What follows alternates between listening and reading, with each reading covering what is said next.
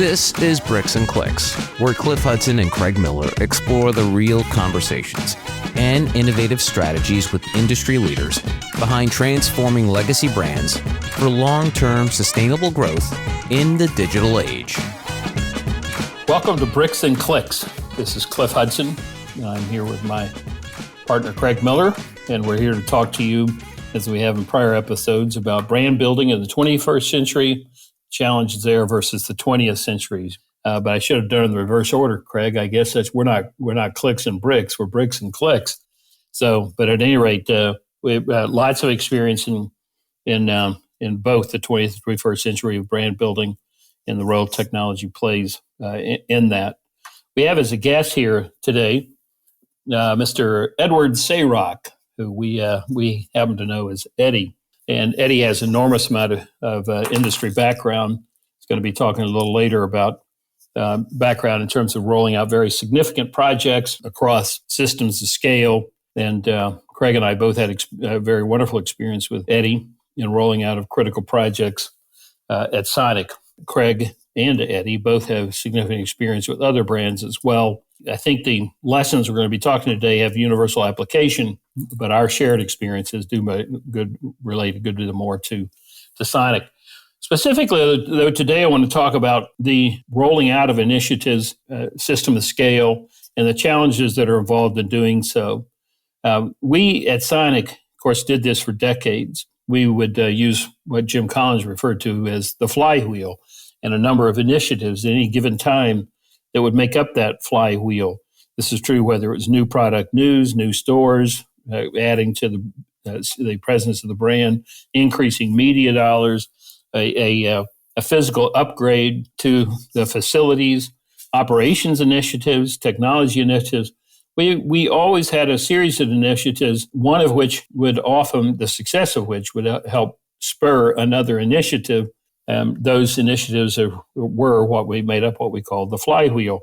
The difference in the 20th, I think, in the 21st centuries and the initiatives we undertook later, those initiatives were parallel in the 20th century. Each of the initiatives were parallel, and largely, while one could impact the other's success, they were somewhat separate initiatives that were intended to help improve the business, but not fully integrated in such a way that one was required of the other. We had established this over a long period of time, as I said, with new product news, new store openings, greater media initiatives, human resource initiatives, and expanding day parts, and so on and so forth. And this had worked extremely, extremely well for Sonic for a lot of years.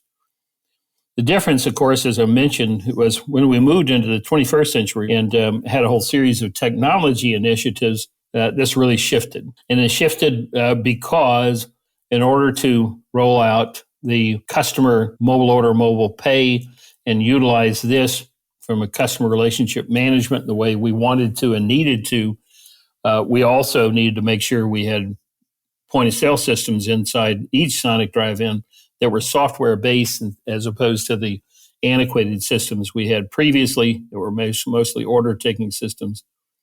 Rather, needed to have state-of-the-art software-based systems that could integrate with the app, and both of which could integrate with the communications of the customer in literally parking in the stall.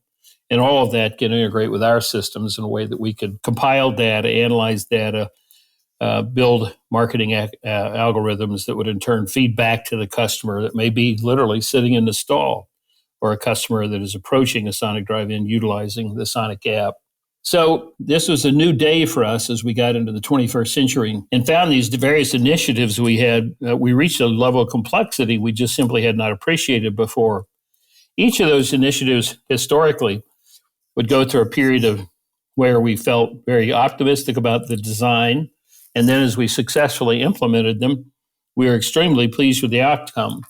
In the middle, there might be some things that were difficult in terms of design, testing of the program, implementation, adaptation by operators, etc. But the fact is, these things were usually fairly concise, sometimes from a few months up to perhaps a couple of years, but they were largely standalone, and we had become accustomed to each of these being able to run on their own path. As we got into the 21st century, and particularly after 2010, working on more of these initiatives, we found that all of this became far more complex. And the complexity was true in each initiative, but it was also true in reliance on one aspect of our business, relying on another aspect of the business in order to be able to roll it out successfully. This could be true with our corporate folks, with our operators across the system, with vendors who were working with us. It really became a tremendous challenge, and one that stressed our management team in ways that we had not anticipated. This concept of this stress that I'm referring to in the formalization of it, you might say in terms of assessment, arises from Professor Cantor at the Harvard Business School, and her description of it is the messy middles, that all ideas have a lot of attraction to them at the outset. Everyone is optimistic and everyone is certain of positive outcome. When an initiative is successfully implemented, the same can be said at the finish line. The old phrase, success has 1,000 fathers. It's in the middle, though, where Professor Cantor makes the point, things start to come apart and seeing the finish line looks difficult, gets difficult. The challenges that the participants have, they may get out of alignment and or perhaps begin to see the details of implementation differently, differences they didn't anticipate at the outset. And so the longevity of a project and the competing demand for resources and the shifting expectations all become much more complex and challenging.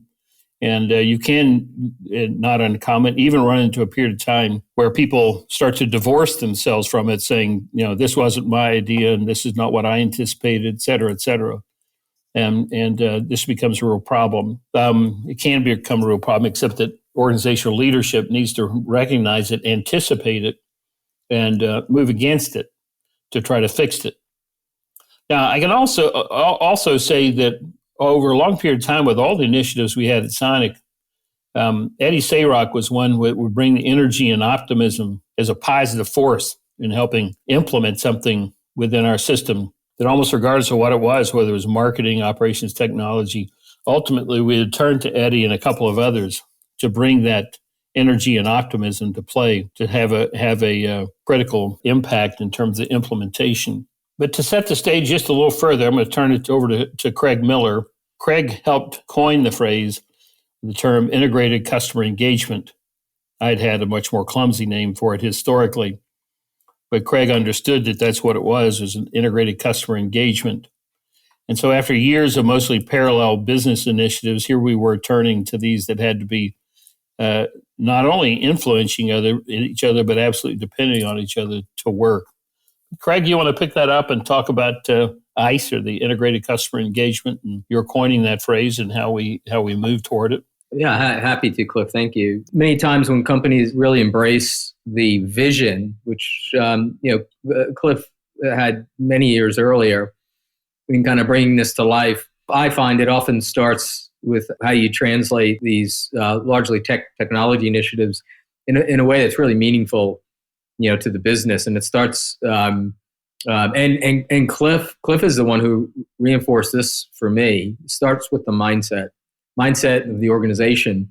And so as I kind of really had gone back and forth with Cliff, and at the time our marketing group on how should we be thinking about this, we had a few different names. We wanted the organization, both our corporate organization and our franchisee leaderships, to really understand from a business perspective what this meant. How could we kind of boil that up? Cliff was always you're always great at some of these acronyms.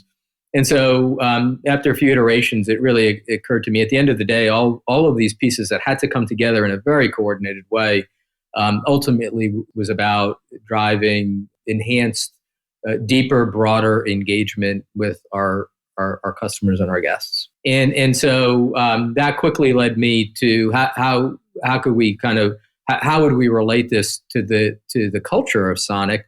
And of course, everyone always knew Sonic loved the Sonic Ice, and it kind of, the dots connected for me. And integrated customer engagement was the 21st century of a version of Sonic Ice.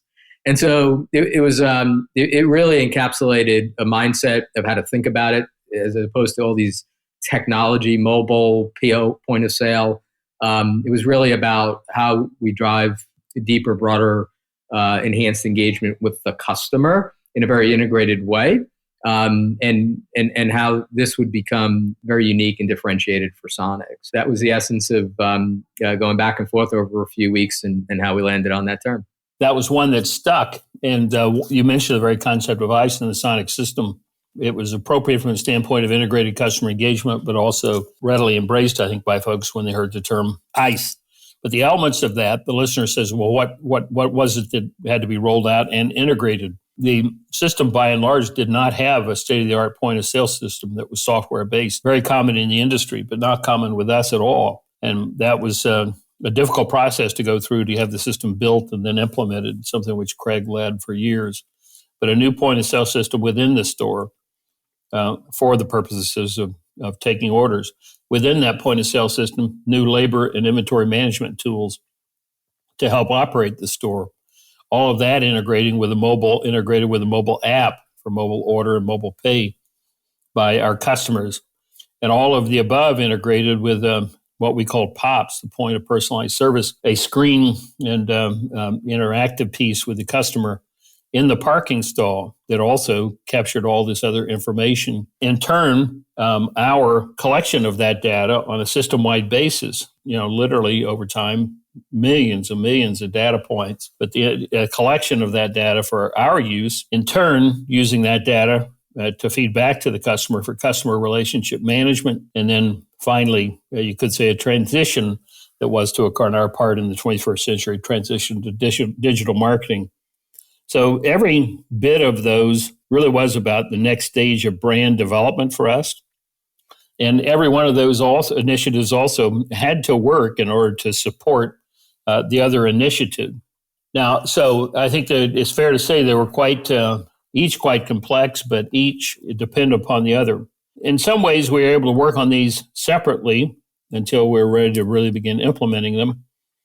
In the 2010, 11, 12, 13 timeframe, although 12, we really shifted to the 2020 marketing piece that ultimately would help drive that. So perhaps I should transition, Eddie, there, because that's one of the things I remember you and the team doing a masterful job of selling it into the system. That too was messy. We sold the 2020 media piece to operators with the idea that it would help with national cable, and it did beautifully.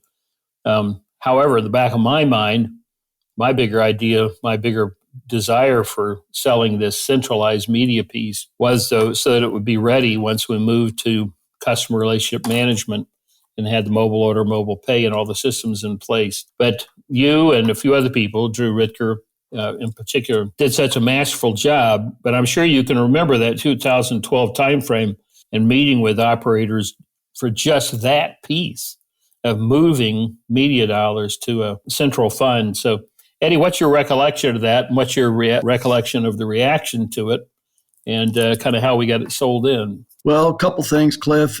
Because we had a history where we'd sold in other things, and I think one of the great jobs under your leadership that we were able to do was we were always able to build a good business case, and then there was always at the end of the day, there was always good return to the operator, and that was always important as we started going down to these more national rollouts. As you recall, we had local co-ops, and the idea here was we dipped our toe a little bit into national marketing with a half point here and a half point there to see how that would kind of work. And we started seeing that move the business in the right direction. And I think what really helped us there was the idea that we could take all the markets that we're in, which were in a lot of developing in new markets that didn't have the local support, and ultimately get them the ability to be on air and TV. And that really, I think, gained a lot of momentum for us to also stimulate growth and the ability for the first time in our history, Sonic could be seen in New York, LA, to wherever we'd never been seen before. And I think the pitch we had on it was we had to get all the franchisees to align to support that, which we did. And that was, as you remember, franchisee by franchisee. So it was very much a tedious task, but with the idea at the end of the day, this is right for the business and for our company and our brand. And we talked forever about how we build a brand, and this was just another critical component. And as you know, worked out very well for us. Yes, it really did. That was one that I mean, that we worked hard to be able to show, as you said, in making the business case. I don't remember the number, but I think we represented to our operators that every market would receive, I think the number was a 20%, at least a 20% increase in gross rating points. And so this is how we made our case. And of course, there were some that received 50 and 60% increase, particularly those with very little market penetration in far-flung markets. In some ways, they struggled with it the most, and yet they benefited the most as well. They did, and that was, I think, when I reflect back in our history, going back to, you mentioned earlier, retrofit, when we very first rolled out Frozen and Fountain, which was just fabulous in '96. And then, we had the ability to always show the return to the franchisee that, for example, based on Frozen and Fountain, you'll get within 1 year, you'll be able to pay for your retrofit. It was always the return on investment, I think, was the biggest pitch that our franchisees knew. And because it also helped us, Drew Ritker and others, as you mentioned, it helped us because we had a little bit of history on things that we'd had success on. And, when you have success and you do the right thing and the franchisees ultimately improve their profitability, they have more willingness to say, yeah, that makes a lot of sense to us. Eddie and I have a great history with that. Eddie can remember a trip I made to Marysville, I think, Missouri, more than 25 years ago, where a market he was overseeing at the time had implemented the retrofit of that time. And it had had such an explosive impact on sales that I literally just wanted to go see it. And I think Eddie and I met in St. Joe, Missouri, and drove to Maryville. That really helped. The same type of thing in terms of making the business case to our operators across the system. I think we then went ahead and did the other 2 or 3 stores in St. Joe, and from there took it to Houston, I think, for a major market. So long history of that kind of selling in and making the business case. That 2012 piece was a good, almost a microcosm when we talk about this, because the challenge really was that summer of 2012. And our franchise leadership, some embracing it quickly and some very hostile toward it. Pretty tough stretch, July, August, September, and then the sail in September. And of course, then by 3 months later, January, we implemented it. And it was like Saturn V rocket, Nobody could debate it once it took off. But Eddie, you and Drew, fantastic job of selling in that summer of 12 into our system at a time that was, a lot of resistance and some real anger, among some folks. I think about the transition then. That was 2012 into 13 calendar, literally January 13, it came into place. And that is the 2020 media piece. Impact on our business, phenomenal. 2012 was a decent year, but 2013 was a fantastic year, 14, 15. In addition to all this national media, it was also half-price shakes after 8 o'clock, which kind of blew the ice cream rocket ship, into outer space. Also then enables us to turn in that period and begin focusing once again more on other elements of the rollout plan. I would ask either of you, you remember then in that 2013-14 timeframe, as we were working on POPs, POS, mobile app, integration with our internal systems. Was it our management retreat of 2014, Craig, when somewhere in there, when we all came together, everybody's pistols were loaded, it seemed like, even though we were all in the same room? Yeah, I think it was the year before, actually. 2013. We were, as you said, we were kind of working on some of the market tests. We had some of our corporate stores rolled, but one of the challenges that these integrated technology initiatives have that sometimes you don't find in some of the ones you referred to that are kind of separate, parallel, independent is one is they all have to kind of come together, and there's a lot of lead time to ensure that happens in a very stable way.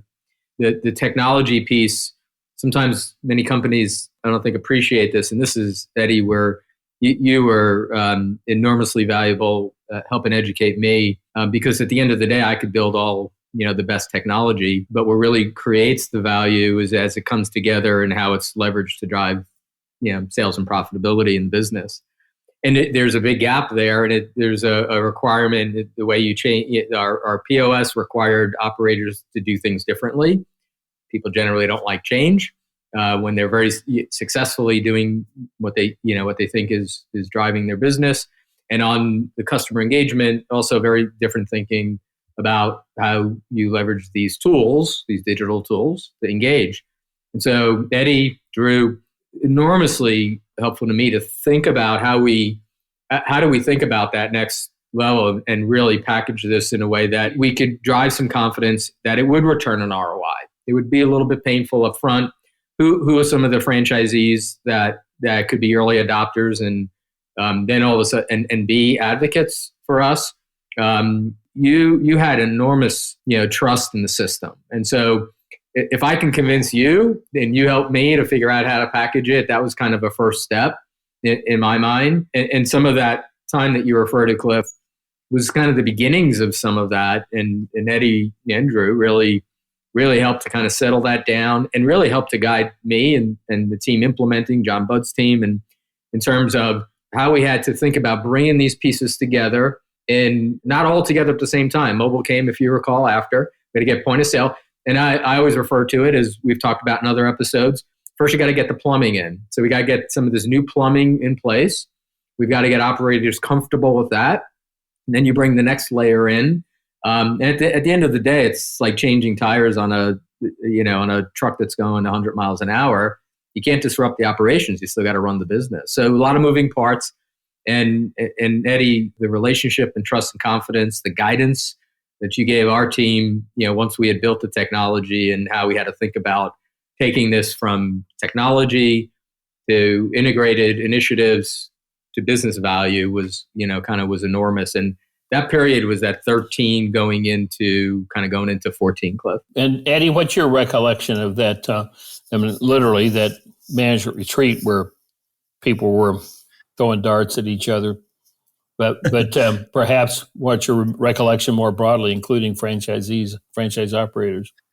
Well, I think, Cliff, it was a dramatic change. But here's the thing that I think we'd already shown that we would make change before. We just hadn't done anything, quite this advanced per se. I had franchisees that say, Eddie, Saroch, if you can get it to take the order, make the order, and get the order out the door from that elementary of thinking, because that's what the old system would do. They had a very predictable system.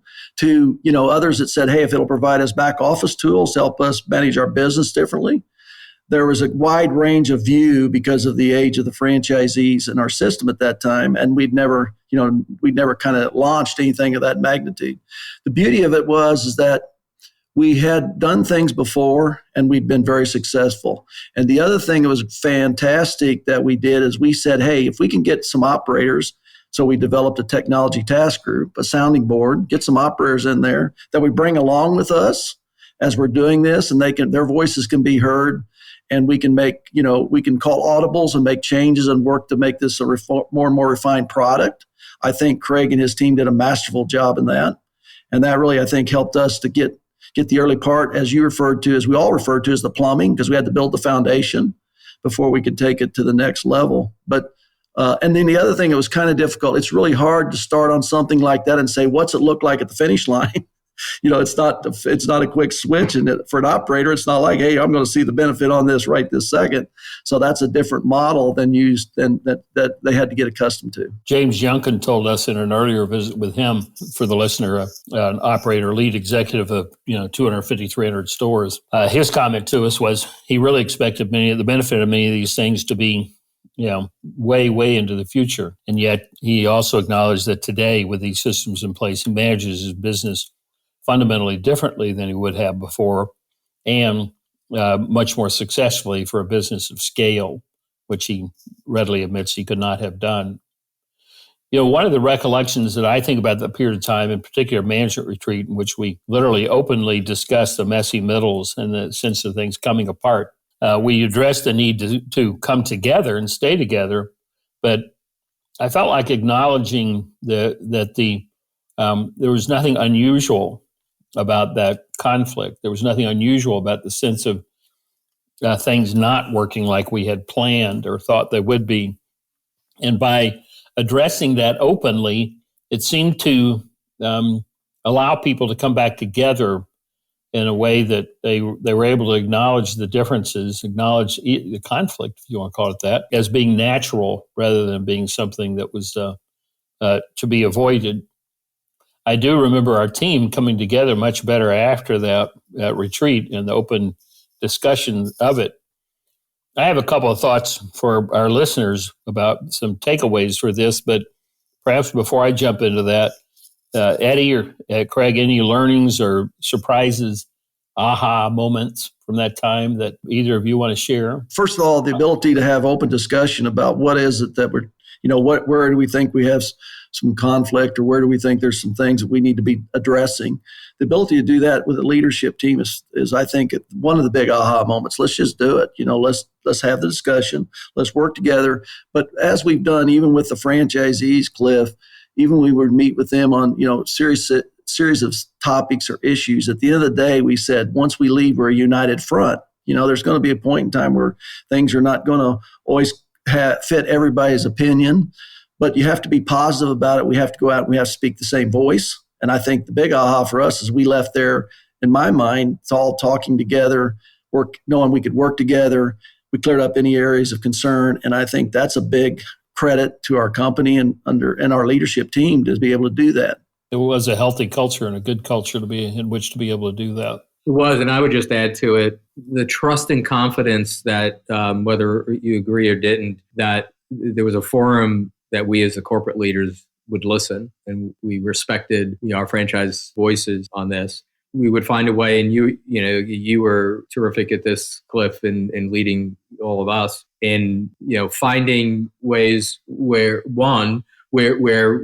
everyone would benefit, where there were concerns, we would as a corporate franchisor would help address those concerns. And secondly, you kind of set the tone, Cliff, at one point that in many ways we don't have a choice, and I think they kind of bought in. They really bought into that notion. We had a POS that was aging POS. They knew we had to get on something different. We showed them the path to ease some of that anxiety of how we get there. And then secondly, I think everyone was bought in that the consumer was rapidly changing through that time, 14, 15, 16, 17, to remain differentiated with the consumer as the brand had for many, many, many years. This was the path we had to be on. I think that helped change the mindset. And in the early adopters, the early franchisees, even the corporate stores, where we started to show some of the benefits operationally to the business, that we started to see more buy-in. I think at that period, that was a turning point. I agree with you as a turning point, Craig, and your observations, Eddie, as well. One piece of advice I would offer to our listeners, you pick up from the discussion today. One is within your organization, the more complex initiatives you pursue, the more messy the bigger the middle is, and the more messy it is. And so that's worth keeping in mind with the complexity of rolling out initiatives in an organization.